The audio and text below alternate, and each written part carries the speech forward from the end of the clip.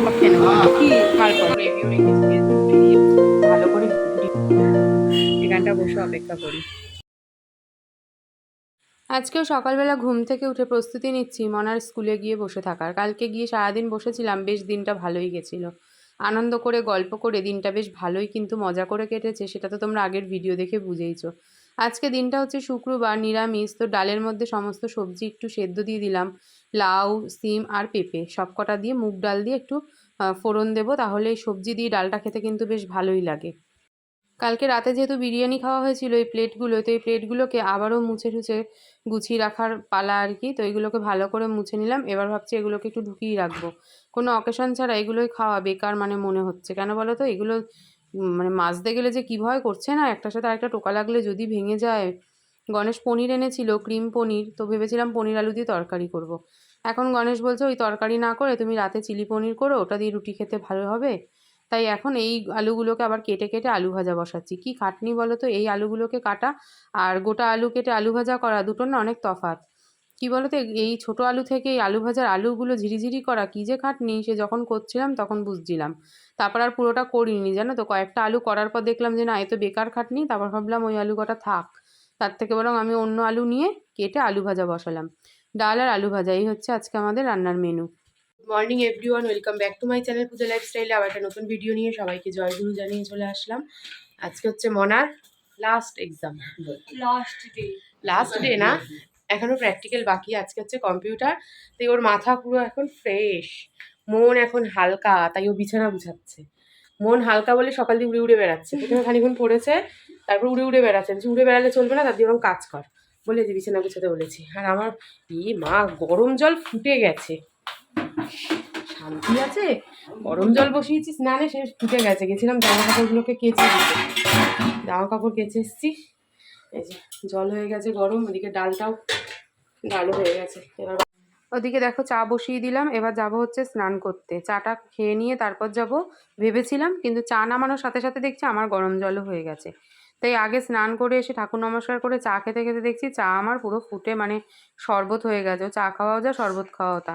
সকালবেলা না একটুও সময় থাকে না জানো তো, নিজের জন্য যে এতটুকু সময় বার করব সেটা আর পেরে উঠি না।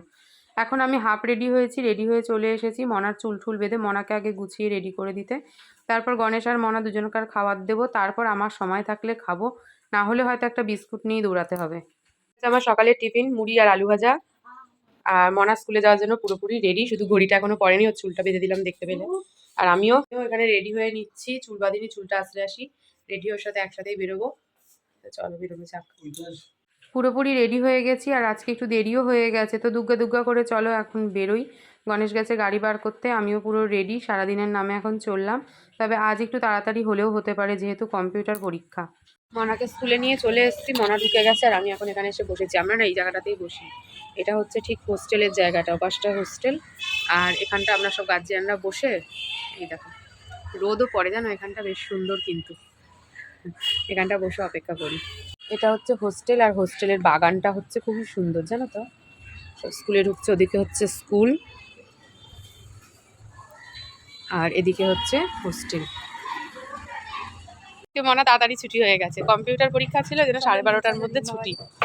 দিম্মা বাড়ি যেতে হবে না, নিজের বাড়ি চলো। না, সন্ধে পুজো কে দেবে, আমি সন্ধে পুজো দিতে পারবো না। এ বাবা, বিশাল ব্যাপার, বিশাল চিন্তাধারা। কালকে যাবি? কালকে যাবো মার বাড়ি, অনেকদিন যাওয়া হয় না। আগে শনিবার যাইনি, তার আগে শনিবার বোধহয় গেছিলাম। দেখি কালকে যেতে পারি। আজকে আবার ঘটেছিল এক অঘটন জানো, যেই বাসে উঠেছি সেই বাস তো আমাদেরকে একদম মানে স্টেশনে নামাতো, ওই ব্রিজের উপর নামতাম, সেই বাস থেকে এমন ধোঁয়া বেরোলো যে সমস্ত প্যাসেঞ্জারকে রাস্তায় নামিয়ে দিয়েছে। কিচ্ছু করে না, মাঝ রাস্তায় নামিয়ে দিয়েছে। রাস্তায় তো অবশ্যই নামাবে, মাঝ রাস্তায় এত পরিমাণে দুদিক তিন দিক থেকে মানে ধোঁয়া বেরোচ্ছিল যে লিটারেলি আমার তো শরীরটা খারাপই হয়ে গেছিলো ওই ধোঁয়ার গ্যাসে। বাড়ি এসে খাওয়া দাওয়া করে একটু ঘুমিয়েছিলাম, ভেবেছিলাম যে কিছু একটা ভাজাভুজি করব, তারপর চপে নিয়ে খাওয়া দাওয়া করে নিয়েছি। এখন সন্ধ্যাবেলা চা, ব্যাস এই নিয়ে বসলাম এখন টিউশন পড়াতে। এদিকে গণেশ দেখো একটু পনির এনে রেখেছিল, বললাম না, সেই পনিরটা দিয়ে এখন একটু চিলি পনির বানাবো।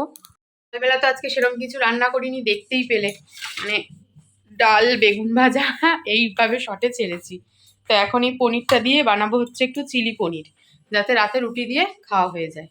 ভাবছি পনিরের সাথে বেশ কয়েকটা সোয়াবিনও দিয়ে দেবো, তাহলে কি হবে বলো তো, একটু বেশি হবে। কালকেও আমাদের নিরামিষ, কাল যাওয়ার ইচ্ছা আছে মার বাড়ি। এবার মার বাড়ি দিয়ে এসে রাতে আর রান্না করতে ইচ্ছা করে না। মার বাড়ি যাবো, প্লাস হচ্ছে কাল মনার আবার কোচিনে পড়াও শুরু হয়ে যাবে, ইংলিশ কোচিনে পড়তে যাবে। এবার তাই ভাবছি করে রাখলে কালকেও রাতে রুটি দিয়ে হয়ে যাবে, আজকেও হয়ে যাবে। তাই এই পনিরটা দিয়ে একটু কয়েকটা সোয়াবিন দিয়ে ভালো করে চিলি পনিরটা রান্না করে ফেলি। যেই বাসের কথা বলছিলাম সেটা তার পুরোটা বলাই হলো না। বাসটা দিয়ে কি ধোয়া বেরোচ্ছিল। যাই হোক, তো ওর বান্ধবী ছিল, আমি ছিলাম, আর তিনজনে মিলে নেমে তারপরে আবার টোটোয় উঠলাম। জানো, সেই টোটো করে আসলাম। ভাগ্যিস বাসের ভাড়াটা দিয়ে দেইনি। যদি বাসের ভাড়াটা দিয়ে দিতাম তাহলে আমাদের পুরো লস হতো, কারণ বাসটাও নিয়ে আসতো না, ভাড়া তো আর ফেরত দিতই না। কন্ডাক্টরের টিকিও বোধহয় তখন আর খুঁজে পাওয়া যেত না। এখানে এগুলো সব ম্যারিনেট করে রেখেছিলাম, আদা, কাঁচা লঙ্কা পেস্ট, নুন, গোলমরিচ গুঁড়ো, সয়াবিন আর পনির, আর সামান্য একটু কর্নফ্লাওয়ার দিয়ে। তো এটাকে এখন ভালো করে ডিপ ফ্রাই করে নেবো। আমার কমপ্লিট। এই হচ্ছে আমার চিলি, সোয়া, পনির সব একসাথে বলতে পারো। একটুখানি মানে মাখা মাখা করেছি, কিন্তু একটু গ্রেভিও রেখেছি যেহেতু রুটি দিয়ে খাওয়া হবে সেই জন্য। বানাচ্ছি হলো গরম গরম রুটি। আজকে আমাদের কিন্তু এটাই ডিনারে রয়েছে।